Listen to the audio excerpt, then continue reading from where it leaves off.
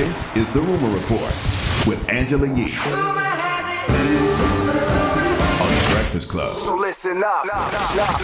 Well, R. Kelly will be held in jail. Now, he's been in jail all weekend. He made a brief appearance in court on Friday, and they said he has to stay there. He was arrested on Thursday night. He's also facing new federal sex charges in a separate indictment in Chicago and in Brooklyn.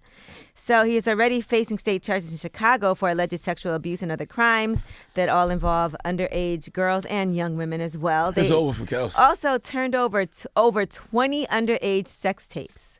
Yeah, it's a wrap. And a lot of that was because of his own inner circle, his enablers, his ex-employees. They gave those videos to the feds of R. Kelly having sex with underage girls, according to the attorney, from multiple alleged victims. So And he don't got no money to fight these cases. what's going to happen now? No, he doesn't. Well, here is what R. Kelly spokesperson Daryl Johnson had to say about the whole situation and whether or not he can be potentially held responsible. How concerned are you that you could possibly face charges? Enablers are often brought up. I'm not an enabler. Okay. First of all, let me explain something to you. I was hired to do a job, none paid. I work for Mr. Greenberg. I am not an enabler. I haven't held anybody hostage. I haven't harbored. I haven't aided, embedded. That was all right. Lied. I haven't held anybody. I haven't held anyone. This is for the record.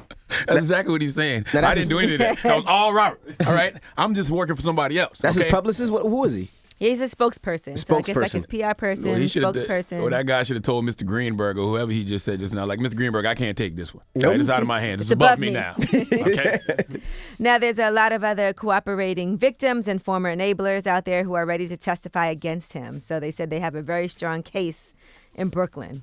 So he's facing up to 20 years in prison just on racketeering charges alone. If R. Kelly commits suicide, I wouldn't be surprised at all. Man, now I can see that happening. the parents of Joycelyn Savage are saying that they won't feel any kind of relief until they get in touch with her.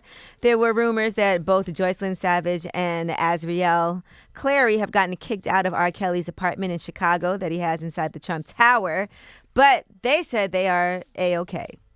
We actually just read an article saying that we were evicted from the Trump and saying that, we were under emergency living and all kinds of stuff like that. We just wanted to let you guys know that that is not true.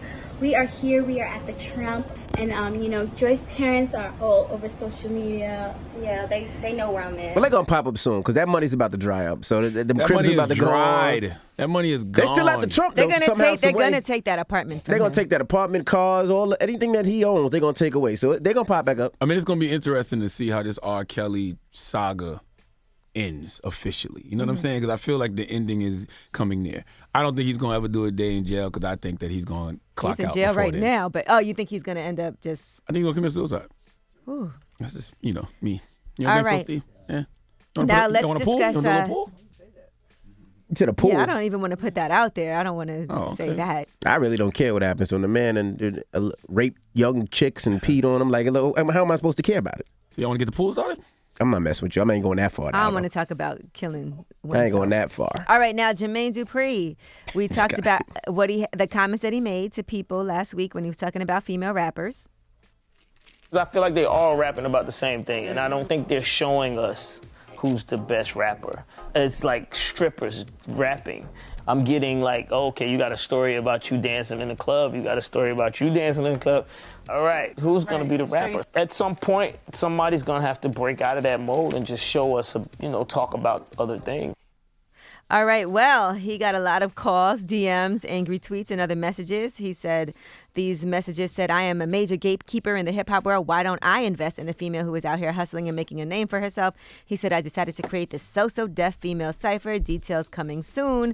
But that doesn't mean people aren't upset. Now, Ari Lennox took to her Instagram Live and did a freestyle going in on Jermaine Dupri.